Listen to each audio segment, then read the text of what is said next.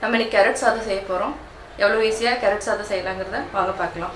அதுக்கு என்னென்ன தேவையான பொருட்கள் சொல்கிறேன்.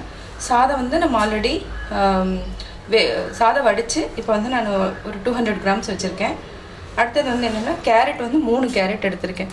சின்னதாக 3 கேரட் எடுத்திருக்கேன். ஒரே ஒரு பெரிய வெங்காயம் ஒன்று, பச்சை மிளகாய் 2 எடுத்திருக்கேன். அதுக்கப்புறம் கருவேப்பிலை கொஞ்சமாக, இது எவ்வளோ தேவையோ அவ்வளோ எடுத்துக்கோங்க. உப்பு தேவையான அளவு. தாளிக்கிறதுக்கு வந்து கடுகு, உளுத்தம்பருப்பு, கடலைப்பருப்பு, இவ்வளோ தான். இதை வச்சு நம்ம எப்படி செய்யறதுங்கிறத பார்க்கலாம். எண்ணெய் வந்து தேவையான அளவு எடுத்துக்கலாம். கடாய் நல்லா காஞ்சிருச்சு. இப்போ வந்து எண்ணெய் ஊற்றுறோம். எண்ணெய் நல்லா காஞ்சதுக்கப்புறம் கடுகு போடணும்.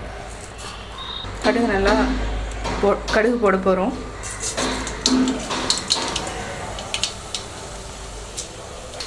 கடலைப்பருப்பு, உளுத்தம்பருப்பு. ஒரு சிலருக்கு வந்து அது பிடிக்கலன்னா நீங்கள் போடாமல் கூட விட்டுலாம்.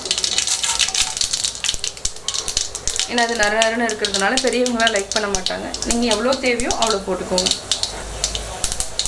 சிம்மில் வச்சுக்கோங்க. சிம்மில் வச்சா தான், இல்லைனா டக்குன்னு வந்து இதாயிரும், ப்ரௌன் ஆயிரும். கடலைப்பருப்பு, உளுத்தம்பருப்பு. அடுத்தது இந்த இதுலேயே வந்து கருவேப்பிலை போட்டுக்கலாம். பச்சை மிளகாய் நல்லா இதாயிரும். அதுக்கப்புறம் வெங்காயம் வந்து நல்லா நம்ம வதக்கணும். வெங்காயத்தை வெங்காயம் போட்டு நல்லா வதக்கியாச்சு. நல்லா ஃப்ரை ஆயிடுச்சு. இப்போ கேரட் போடுறோம்.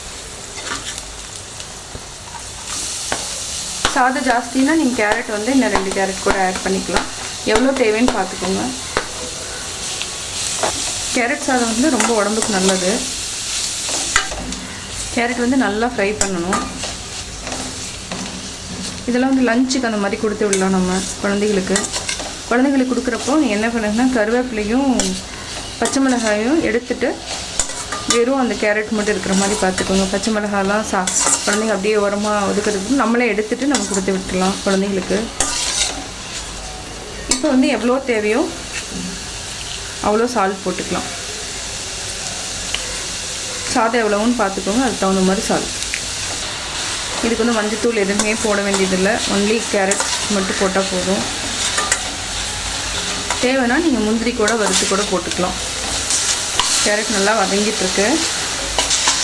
இதுக்கு வந்து ரொம்ப நேரம் தேவையில்லை. ஒரு 5 மினிட்ஸ் இருந்தாவே போதும். கேரட் வந்து நல்லா வேறு, ஏன்னா அதை வந்து துருவி இருக்கிறதுனால சீக்கிரமாக வெந்துடும்.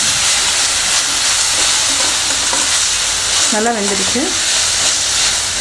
சிம்மில் வச்சுக்கோங்க. இதுக்கு முன்னாடி உப்பு வந்து எவ்வளோ இருக்குதுன்னு செக் பண்ணிக்கோங்க. தேவைன்னா நீங்கள் ஆட் பண்ணிக்கோங்க.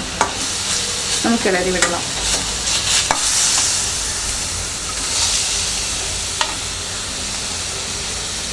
ஹை ஃப்ளேமில் வச்சா என்ன ஆகும்னா அடி பிடிச்சிக்கும், கருப்பாயிடும். அதனால் சிம்லேயே வச்சு பண்ணுங்க. கேரட் வந்து உடம்புக்கு நல்லது. குழந்தைங்களுக்கு வந்து கண் பார்வைக்கு வந்து ரொம்ப நல்லது. அடிக்கடி கேரட் சாதம் அது மாதிரி நம்ம சேர்த்துனா கூட குழந்தைங்க வந்து சும்மா பச்சையாக கொடுத்தா ஒரு சில குழந்தைங்க சாப்பிடுவாங்க, ஒரு சிலர் சாப்பிட மாட்டாங்க. அந்த மாதிரி இருக்கிறவங்களுக்கு நீங்கள் இந்த மாதிரி சாதம் அதில் போட்டு நீங்கள் ஆட் பண்ணி கூட கொடுத்துடலாம். சாதமும் நல்லா சூடாகிடுச்சு. கேரட் நல்லா இப்போ ரெடி ஆகிடுச்சு சாதம். இப்போ வந்து கேஸ் ஆஃப் பண்ணிடலாம். சுவையான கேரட் சாதம் ரெடி. கேரட் சாதம் நான் எப்படி செஞ்சேங்கிறத பார்த்துருப்பீங்க. கட்டாயம் உங்களுக்கு பிடிச்சிருக்கும். பிடிச்சிருந்தா லைக் பண்ணுங்கள். மறக்காமல் சப்ஸ்கிரைப் பண்ணுங்கள்.